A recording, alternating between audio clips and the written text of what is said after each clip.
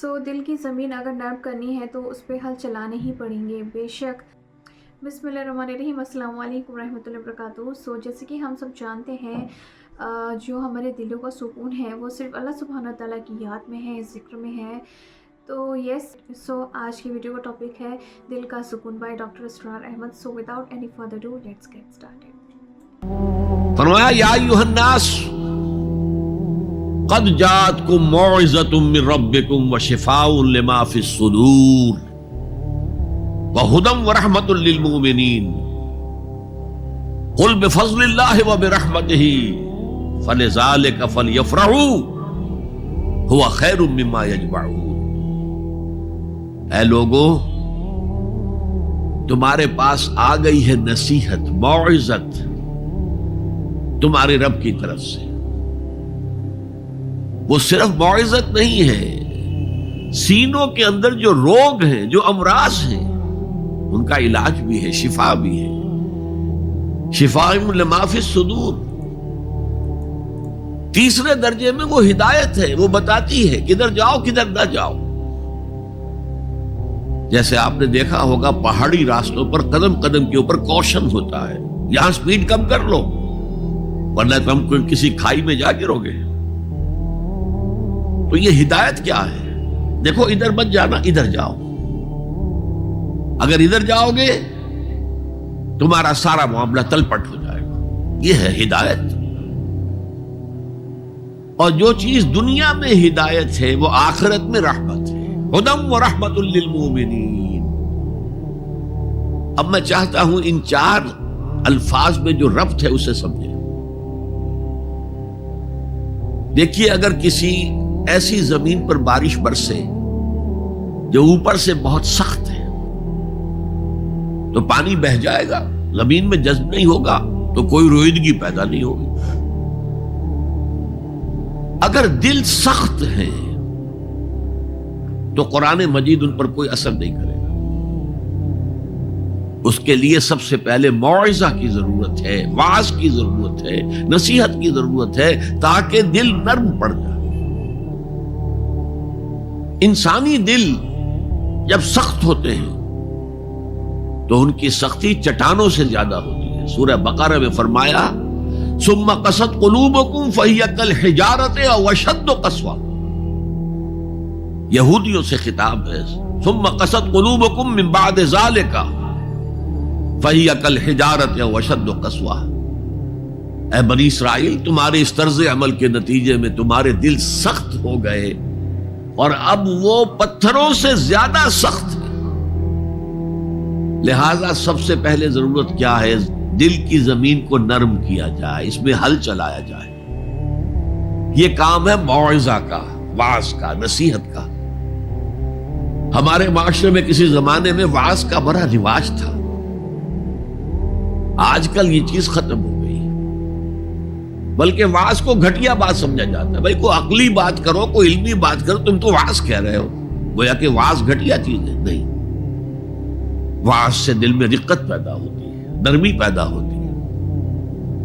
तो कुरान मजीद ही सबसे बड़ा मौइज़ा है। हमने बदकिस्मती से क्या किया, जब वाज कहे जाते थे तब भी मसनवी मौलाना रूम से, ज़ईफ अहादीस से, वाइज दस्तान दनो अफसाना बंद।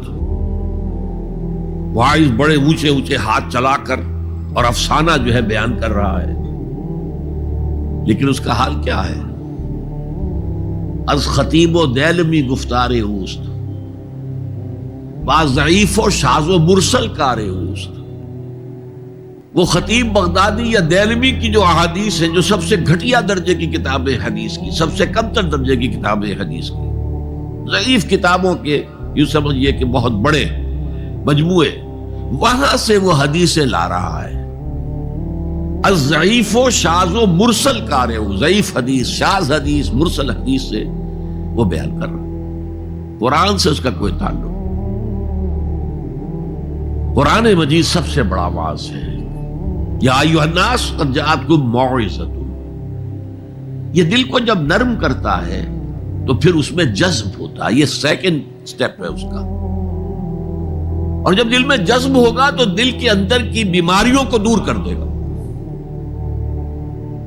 دل کے اندر کی بیماریاں کون سی ہیں؟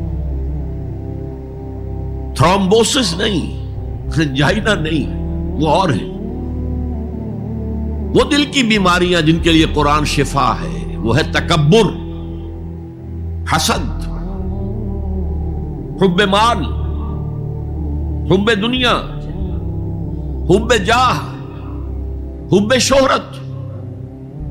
یہ ہیں وہ چیزیں کہ جو اصل ہیں، جو دل کے امراض ہیں. ان سب کو جڑ سے نکال کر پھینک دے گا قرآن حکیم. یا ایھا الناس قد جاءتکم موعظۃ من ربکم وشفاء لما فی الصدور. وہ ہدن، اور وہ ہدایت ہے. انفرادی زندگی کے لیے بھی ہدایت ہے، اجتماعی زندگی کے لیے بھی ہدایت ہے.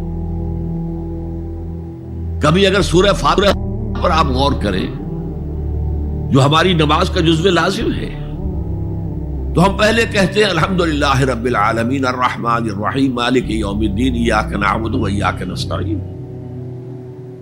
یہ ہدایت تو ہمیں پہلے ہی ملی ہوئی ہے. پھر جو ہم کہتے ہیں اہدنا الصراط المستقیم، اللہ کو ہم نے پہچان لیا، اسے رب العالمین مان لیا، اسے رحمان مان لیا، اسے رحیم مان لیا، اسے روز جزا کا حاکم مطلق مان لیا.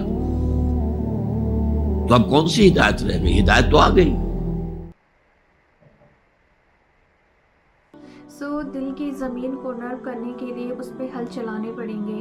یہ ہم سب پر اپلائی ہوتا ہے کہ ہم سب کو اگر اپنے دل کو سکون دلانا ہے یا پھر اس کی جو زمین کو تر کرنا ہے، تو ہمیں کیا ہے، ہل چلانے کا مطلب یہ ہے کہ ہمیں قرآن پڑھنا پڑے گا. جب ہم قرآن پڑھیں گے تو ہمیں وہ اس کی جو آیتیں ہیں وہ ہمارے ذہن میں، ہمارے دل میں جذب ہوں گی. اور جیسے قرآن میں آتا ہے انسان جس چیز کی کوشش کرتا ہے اس کو وہی سب کچھ ملتا ہے. تو یہاں پر اوبویسلی دنیا بھی کمانی ہے، لیکن جو قرآن کو پڑھنا، اس کو سمجھنا، اس میں کوئی آپشن نہیں ہے. چاہے آپ دنیا کماؤ نہ کماؤ، لیکن وہ پرائرٹی ہے، کیونکہ اسی سے ہمارا وے آف لائف آتا ہے، اسی سے ہمارے دل کو سکون ملتا ہے. اینڈ وہ ہماری ہر ایک چیز کی ضرورت بتاتا ہے، رائٹ، کہ قرآن ہمیں ہماری ہر ایک ضرورت کا سولیوشن دیتا ہے. اور ہمارے مینٹلی، فزیکلی اور بایولوجیکلی اور ہر طرح سے، اور ایون دو سائنٹیفکلی آلسو ہمیں چیزیں قرآن میں ملتی ہیں. اگر دل کی جو زمین ہے نرم، اس سینس میں ایسا نہیں ہے کہ آپ کے دل میں جو ہے بہت زیادہ رحم ہے پھر آپ لوگوں کے ساتھ اچھا کرتے ہیں، وہ نرمی کی بات نہیں ہو رہی ہے. مطلب یہ ہے کہ اگر دل کو ہر اعتبار سے سافٹ کرنا ہے، گمراہیوں سے سافٹ کرنا ہے، جیسے کہ اس ویڈیو میں آپ نے دیکھا، حب جاہ، حب مال، حب دنیا، اس سب چیز سے اگر تھوڑا سا ڈسکنیکٹ ہونا ہے تو اس کے لیے قرآن کو اپنے دل میں جذب کرنا پڑے گا. تبھی جو دل کی زمین ہے وہ نرم ہوگی. Because Quran is the book full of science, and in science کو ہمیں ریڈ کرنا ہے، ریفلیکٹ کرنا ہے. تو at the end of the video اللہ سبحانہ تعالیٰ سے دعا ہے کہ ہم سب کو قرآن پڑھنے کی اور اس کو سمجھنے کی توفیق عطا کریں. آمین ثم